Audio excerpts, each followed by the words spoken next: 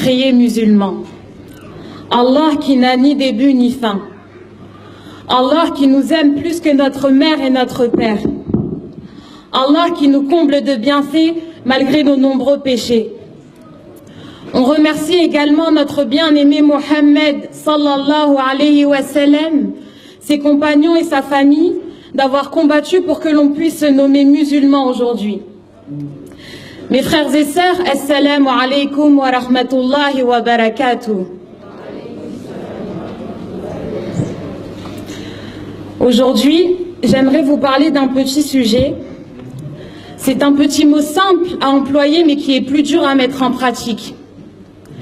C'est une qualité qu'avaient nos prophètes et nos messagers mais que malheureusement, nous, on n'a pas aujourd'hui. Il est cité à de nombreuses reprises dans le Saint-Coran. C'est une qualité qu'on appelle lumière. Mes frères et sœurs, je vous parle de la patience. La patience, c'est une vertu qui est indispensable aujourd'hui dans la vie du musulman. Mais qu'est-ce que la patience? Mes frères et sœurs, nous sommes tous éprouvés dans ce bas monde, mais est-ce qu'on sait pourquoi Allah nous éprouve? Comme nous le savons tous, ce bas monde, ce n'est pas une demeure d'installation, mais c'est plutôt une demeure d'épreuve et d'examen, parce que Allah il veut voir ceux d'entre nous qui luttent pour sa cause. Et il dit dans Sourate Mohammed, verset 31, وَلَا نَبْلُوَنَّكُمْ حَتَّى نَعْلَمَ الْمُجَاهِدِينَ مِنْكُمْ وَالصَّابِرِينَ وَنَبْلُوَ أَخْبَارَكُمْ. Il dit, nous vous éprouverons certes, afin de distinguer ceux d'entre vous qui luttent pour sa cause et qui endurent, et afin d'éprouver vos nouvelles. La patience, elle se distingue de plusieurs façons. Face aux interdits, aux obligations et au destin. Mais l'homme, il ne veut pas patienter. Il veut tout de suite. Il est victime de son âme, esclave de dunya, du matériel et des choses éphémères, alors que ce qui est plus durable se trouve auprès d'Allah. Lorsque Allah, il nous éprouve, il attend de voir notre réaction, nos agissements, parce que c'est un test. C'est un test, donc soit tu rates le test, ou soit tu patientes. Et si tu patientes, ça veut dire que tu acceptes le décret d'Allah, et c'est ça la patience. C'est aussi au moment de l'épreuve que tu peux voir le degré de ta patience. Mon frère, ma sœur, lorsque tu rencontres un problème, comment réagis-tu? Lors d'un décès d'un proche, d'une maladie ou d'une perte d'emploi, qu'est-ce que tu fais? Eh bien, la meilleure des réactions est la patience, parce que c'est un bienfait immense qu'Allah donne à celui qu'il veut. Et lorsque Allah t'éprouve, ça veut dire qu'il t'aime. Il veut ton bien. Il veut que tu délaisses cette dunya et que tu te rapproches de lui. Et sachez, mes frères et sœurs, que lorsque Allah il éprouve une personne, il lui efface ses péchés. Allahu Akbar.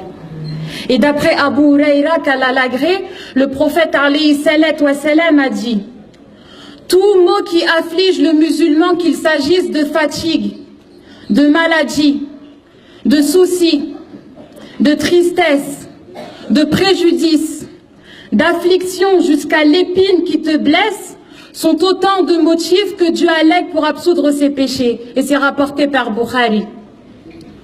Alors mon frère, ma sœur, sois heureux des épreuves parce qu'ils te permettent d'effacer tes péchés. Ils te font prendre conscience de la raison de ta création sur terre et que tu n'as de pouvoir sur rien. La patience signifie la retenue et l'abstention. Donc tu te dois de combattre ton âme pour avoir le dessus sur elle.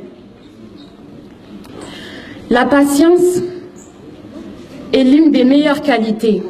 Et il est dit dans un hadith que celui qui persévère, Allah lui donne la patience.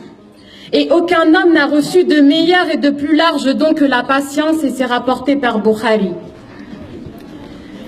La patience est un signe de grandeur.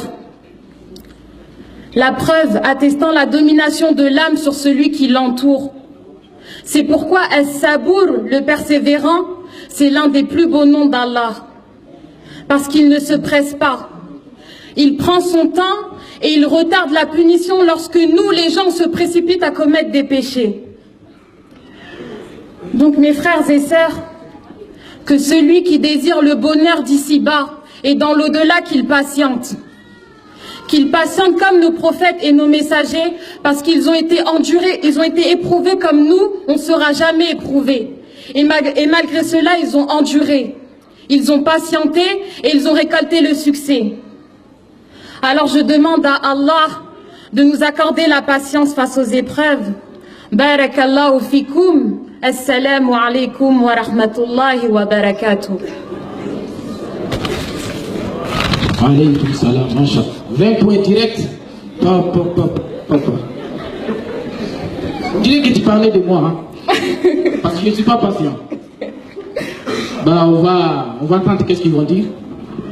Inch'Allah. Masha'Allah, tu as bien parlé pour une première fois. Je suis content.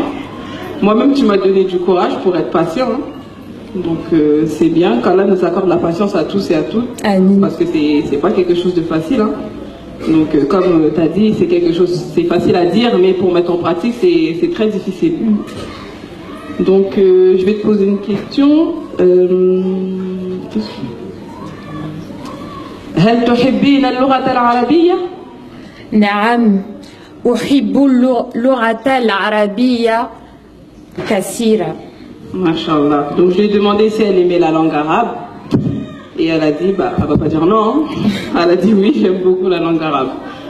Masha'Allah, moi-même tu m'as fait peur. Hein. Ça fait combien de temps que tu étudies dans la madrasa sur la jeunesse? J'ai commencé en septembre. C'est septembre là? Septembre là. Tu as déjà étudié avant ou bien? Non, je prenais des cours avec mon oncle, mais après j'ai arrêté. D'accord. Et ça fait combien de mois là? Septembre 4 mois, 5 mois. Oui. 5 mois déjà.